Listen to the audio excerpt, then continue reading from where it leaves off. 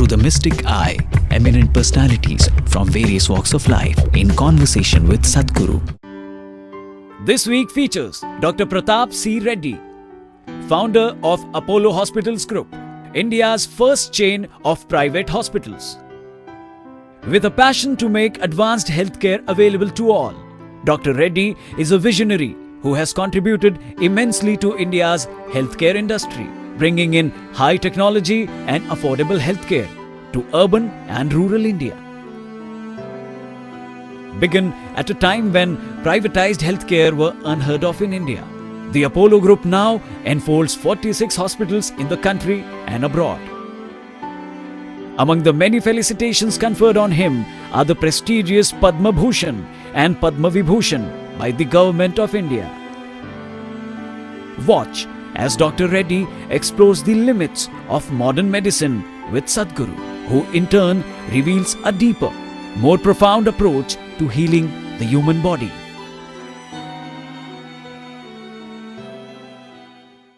I know it's in everybody's mind here. We all want to do so many things in each one of our sectors. You would like to produce another 100 films. And each one of us would like to do, saying there's so much possibility. And we think we have done all of these. And somewhere along the line, we feel that satisfaction without really achieving our total objective. India is faced with this tremendous, there are 3 gold medals which you don't want. India is the diabetic capital of the world, is the heart capital of the world, is going to become the cancer capital of the world. We don't want these gold medals. If I can, I would like to put it in Bay of Bengal. How do we get this? Each one in their profession, how do they get this? As you say, it's all in us as humans. But we want to think that we can only be superhuman to achieve this.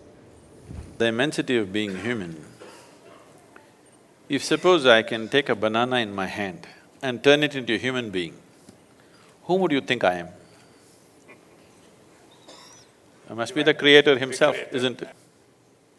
Isn't that happening in every human being? Because what our body is just an accumulation of the food that we've eaten. So there is an intelligence here, there is a competence here which can turn a piece of bread into a human being. So when the source of creation is throbbing within you, what are you looking up or down? When the very source of creation is throbbing within you, where are you looking for help? There is no better place.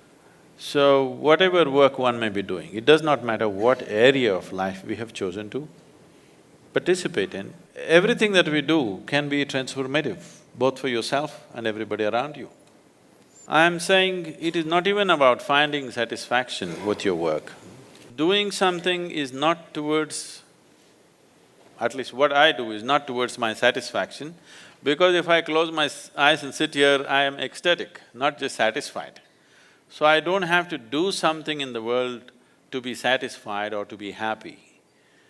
It is just that there are things that need to be done in the world which have not been done, unfortunately, particularly in our country. So many things that we should do have not been done. So in our lives, if we do not do what we cannot do, that's not a problem. But in our lives, if we do not do what we can do, we are a disastrous life. My effort is to see that nobody turns into a disaster, that everybody does what he can do in his life. Reddy, I must say, you've been abroad and traveled so many days, and you landed here yesterday. If you had done this, all of us would say, I have a jet lag, let me take a day off, let me take 2 days off. Here you are, coming with, something phenomenal, which we now try to understand, saying this is a capacity that you have brought in and bringing this change. And since you're talking worldwide, you have an impact wanting to change the world and bring that better environment all over. I hope that formula is there, prescription for that, because you have that extraordinary capacity of expression, extraordinary perception, and to be able to express this. My mission is to make this ordinary. It's extraordinary because a lot of people have denied themselves the possibility of knowing the immensity of being human. This is not about being superhuman. This is about realizing that being human is super. So if every human being realizes what it means to be human, I would not be extraordinary, I want to be normal. I want to live in a world where I will be perceived as normal, not as extraordinary is also… another word for it is a freako, isn't it? Somebody can say, who is a freako? He's a freak happening. I am not a freak happening. Every human being is capable of this. It is just that they're identifying with their limitations. They're not identifying with the possibility of the immensity of being human, where they're always referring to human as a limitation, as a compulsion, not as a liberation. If you are moving towards liberation, you will experience many levels of freedom. Right now, what you call as myself, for most human beings, is a bundle of compulsions. That they can only be like this, they can only do this, they can only do that, any number of limitations. Unfortunately, they're beginning to decorate their limitations, which is this is how I am. This is not how you are. As a human being, you can be any way you want. This is the freedom that nature has given you. If you were born as a dog or a cat or a tiger or an elephant, that is how you are. Once you're human, you can be any way you want. This is the beauty of being human. See, let's say a tiger is born. A tiger is not sitting and worrying itself how to be a good tiger. If it just eats well, it'll become a good tiger. It just has to find food. It is never feeling insecure about its tigerness. It is never worried, will I become a tiger, will I end up as a house cat? There's no such struggles. But you are born as a human being. How many things you have to do to become a good human being? After doing all that, you don't know where you belong still. In comparison to somebody, you think, okay, compared to this man, I'm better. But by yourself, you don't know where you stand. You think you're doing great. Your teenage son or daughter comes up and tells you you're no good. What is human is only one end fixed, the other end wide open, in terms of human consciousness. Recently, I was talking to a very top-level microbiologist and he said, Sadhguru, what you're saying is so uncanny because if you look at the human cell, compared to any other cell of any other creature, human cell is somehow open-ended. So your very cells are open-ended. You can do things with it, with your own body, which other human beings will think is superhuman. It is not superhuman, it is the possibility of being human, which needs to be explored. Unfortunately, not much has been done on this sphere.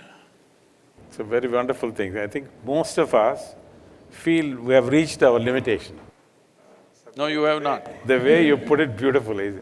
I know when I started, thought of this, bringing this healthcare, they called me crazy, you can't do this. It's not a challenge, but that confidence says we can. I think, can we have a mantra or meditation, something like that, a medicine for that, so that all of us continuously say, yes, I can, I will do many more things? No. I wouldn't like to build confidence in people, because confidence is a dangerous thing. I'm not trying to play with words. I want you to, understand this aspect. See, what is needed for humanity is clarity of perception. Where clarity is missing, people try to substitute confidence for clarity. Confidence without clarity is a disastrous thing. Suppose you want to cross the street. If your vision is clear, you see things clearly and cross. But if you're very confident, there are a lot of people on the street who are very confident. They simply cross. They're surviving by sheer chance or because of the compassion of the drivers. So what we need in the world is not confidence, we need clarity. This is one thing that our education systems have completely failed to address, how to enhance human perception. Because only what you perceive you know, rest is just imagination, isn't it? So I'm confident about something means I don't know what it is, but I'm just going to do it, and it may work. If on a busy highway, if you just… whatever your favorite slogan is, Jai Sri Ram or Hail Mary or Allahu Akbar, you shout and run across the highway, you may make it. God save us. Because just by sheer chance you may make it, or as I said, the drivers may be a little compassionate. But if you try every day, we know where to pick you up. So what we need is not confidence, we need clarity in the world. Enhancing your perception is what is needed. If you are able to perceive something that other people could not see, that is what makes you an entrepreneur, that is what makes you a leader, that is what gives you the necessary edge in the world. So perception, enhancing perception is the whole dimension of yoga. When I utter the word yoga, because today most of the yoga that people have known in this country also unfortunately is a rebound from the American coast. Yes, very unfortunate. Lot of people are beginning to think yoga was invented by Madonna.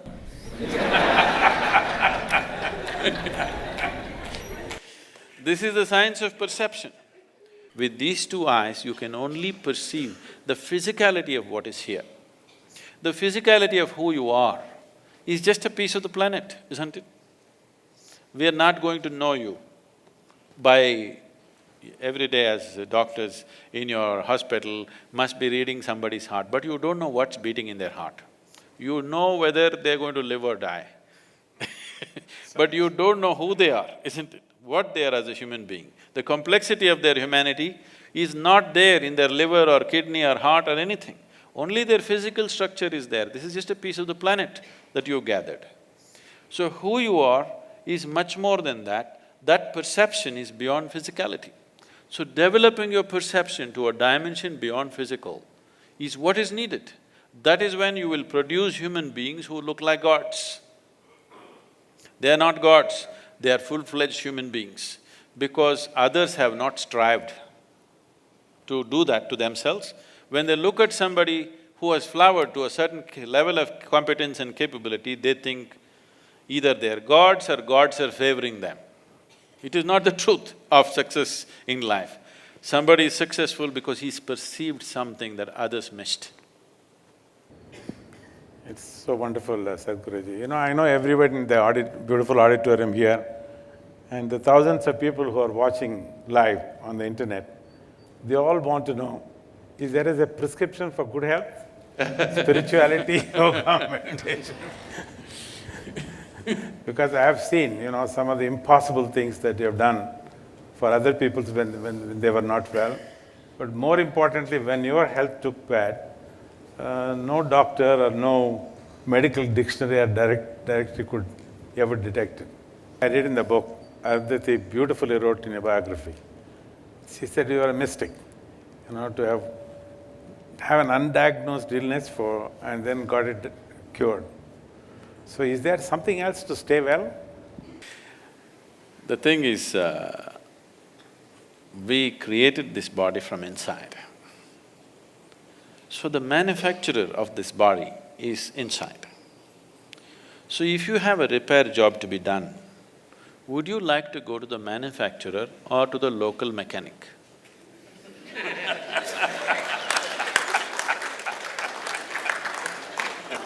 If you had excess, you would like to go to the manufacturer. If you lost excess, you will go to the local tinker to do this and that. I am not trying to belittle medical science by saying this. If there was no medical science as it is, I would say even half the people would be dead by now, here in this audience. Yes, because the average life expectancy of an Indian in 1947 was 28 years.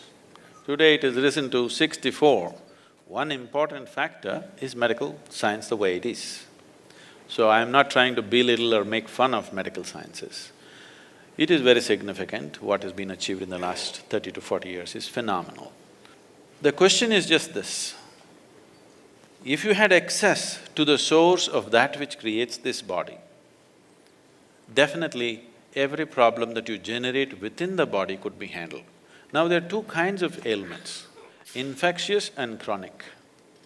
Infectious ailments happen to us because of an external invasion from an organism. You must go to the doctor. Don't try to meditate on it. But 70% of the ailments on the planet are self-created. I am saying self-created because it happened from within you. So what is happening from within you can be very easily fixed from within you. What comes to you from outside, you need outside help for that. So you have to fight an organism, then you need medicine. The rest of the ailments, almost 70%, are self-created. Why would your body work against you? This body is essentially programmed for health. Every cell in this body is programmed for health. Why would it turn against you? Because somewhere you're not keeping it happy.